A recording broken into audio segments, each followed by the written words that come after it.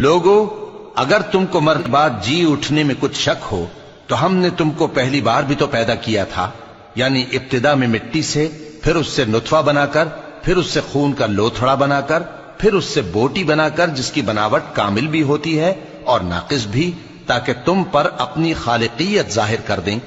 اور ہم جس کو چاہتے ہیں ایک میعاد مقرر تک پیٹ میں ٹھہرائے رکھتے ہیں،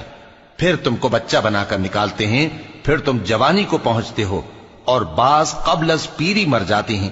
اور بعض بڑھاپے کی نہایت خراب عمر کی طرف لوٹائے جاتے ہیں کہ بہت کچھ جاننے کے بعد بالکل بے علم ہو جاتی ہیں۔ اور اے دیکھنے والے، تو دیکھتا ہے کہ ایک وقت میں زمین خشک پڑی ہوتی ہے، پھر جب ہم اس پر مے برساتے ہیں تو وہ شاداب ہو جاتی اور ابھرنے لگتی ہے اور طرح طرح کی بارونق چیزیں اگاتی ہے۔ ان قدرتوں سے ظاہر ہے کہ اللہ ہی قادر مطلق ہے جو برحق ہے، اور یہ کہ وہ مردوں کو زندہ کر دیتا ہے، اور یہ کہ وہ ہر چیز پر قدرت رکھتا ہے، اور یہ کہ قیامت آنے والی ہے اس میں کچھ شک نہیں، اور یہ کہ اللہ سب لوگوں کو جو قبروں میں ہیں جلا اٹھائے گا، اور لوگوں میں کوئی ایسا بھی ہے جو اللہ کی شان میں بغیر علم کے اور بغیر ہدایت کے اور بغیر کتاب روشن کے جھگڑتا ہے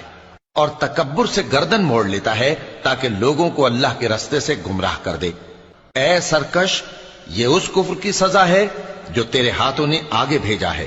اور اللہ اپنے بندوں پر ظلم کرنے والا نہیں۔ اور لوگوں میں بعض ایسا بھی ہے جو کنارے پر کھڑا ہو کر اللہ کی عبادت کرتا ہے، اگر اس کو کوئی دنیاوی فائدہ پہنچے تو اس کے سبب مطمئن ہو جائے، اور اگر کوئی آفت پڑے تو منہ کے بل لوٹ جائے، یعنی پھر کافر ہو جائے۔ اس نے دنیا میں بھی نقصان اٹھایا اور آخرت میں بھی،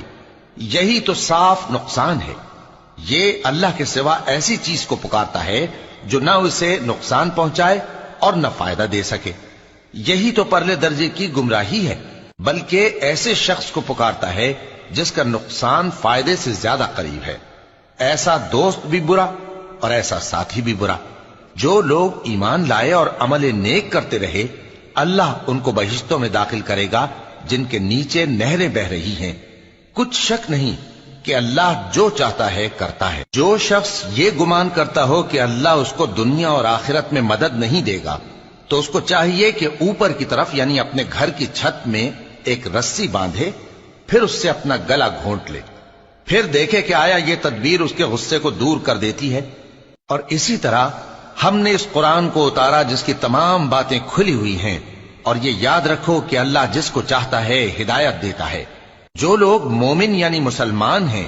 اور جو یہودی ہیں اور ستارہ پرست اور عیسائی اور مجوسی اور مشرک، اللہ ان سب میں قیامت کے دن فیصلہ کر دے گا۔ بے شک اللہ ہر چیز سے باخبر ہے۔